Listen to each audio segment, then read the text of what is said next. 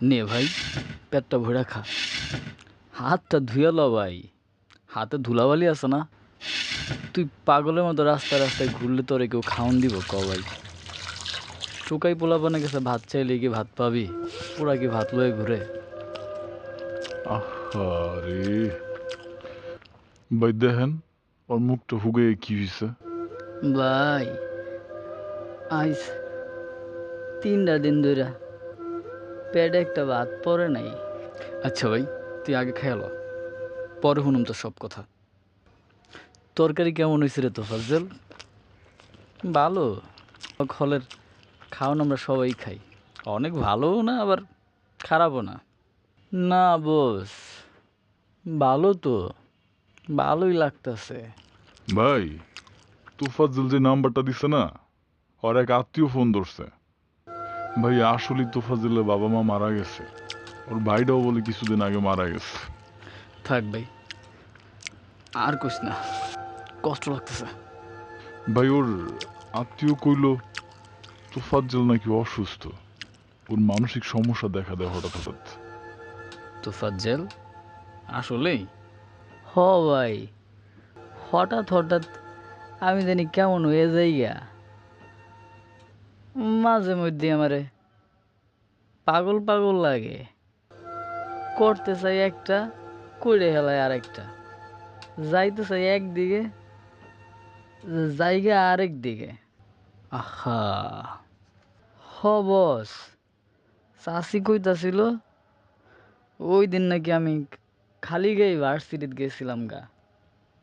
কি বেইজ্জতির কাম কোন ভাই? তুই টেনশন নিস না ভাই, আমরা আছি না, তোর জন্য আমরা সব ছাত্ররা চাঁদা তুলব, তারপর তোর চিকিৎসা করব, তুই ঠিক হয়ে যাবি।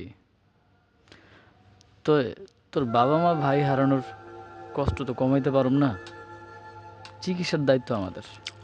তুই একদিন সুস্থ হবি, নিজে রোজগার করবি, সুন্দর জীবন যাপন করবি।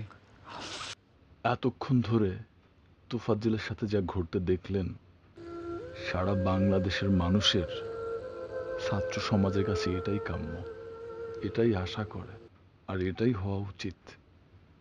কিন্তু দিন শেষে আমাদের তোফাজ্জল, আমাদের আবরারদের সাথে যেটা হয়, তখন আমার নিজেকে ছাত্র বা মানুষ পরিচয় দিতে লজ্জা হয়। আদৌ কি কোনো শিক্ষার্থী নিজের ভেতর এমন পশুত্ব ধারণ করতে পারে? তোদের চোখে হয়তো তোফাজ্জল চোর সন্দেহ হয়েছে বা চুরিই করেছে, তাই বলে ওকে মেরে ফেলার অধিকার বা ক্ষমতা তো ছাত্রদেরকে দেওয়া হয় নাই। তারপরও একজন ভবঘুরে বিকারগ্রস্ত মানুষ, কি করে পারলি ভাই একটা মানুষকে এভাবে জখম করে আর নির্যাতন করে দুনিয়া থেকে সরিয়ে দিতে? আমার সবচেয়ে বড় অভিযোগ, যারা এই ঘটনার প্রত্যক্ষ সাক্ষী, যারা এই ভিডিওগুলো ধারণ করেন, বা যারা এসব ঘটনার আশেপাশে থাকেন, বা যারা প্রথম প্রতিবাদের আওয়াজটা তোলেন, তাদের প্রতি আমার সবচেয়ে বড় অভিযোগ। তোফাজ্জলকে মারা হলো, তারপর খেতে দেওয়া হলো, তারপর আবার মারা হলো, মেরেই ফেলা হলো। এই দীর্ঘ সময়টার মধ্যে আপনারা কি কোনো পদক্ষেপই নিতে পারেন না? কোনো প্রতিবাদ করার ক্ষমতাই রাখেন না? একটা মানুষকে মেরে ফেলার পর আপনাদের প্রতিবাদ শুরু হয়, আর সেটা নিয়ে আমরা সারা বাংলাদেশের মানুষ চর্চায় ব্যস্ত হয়ে পড়ি। কিন্তু কি লাভ? তোফাজ্জল, আবরার, ওরা কি আর কখনো ফিরে আসে? ওদের পরিবারের কষ্টটা কি কখনো কমে যায়? এই তো কিছুদিন আগে আমরা ছাত্ররা ফেনী, নোয়াখালীর বানভাসী বন্যায় কবলিত মানুষের পাশে দাঁড়িয়ে যে ঐক্য আর মানবিকতার পরিচয় দিলাম, তা আজ নিমিষেই মাটিতে মিশিয়ে দিয়েছি। সবশেষে একটা কথাই বলতে চাই, শিক্ষিত মানুষ হবার আগে মানুষ হইও।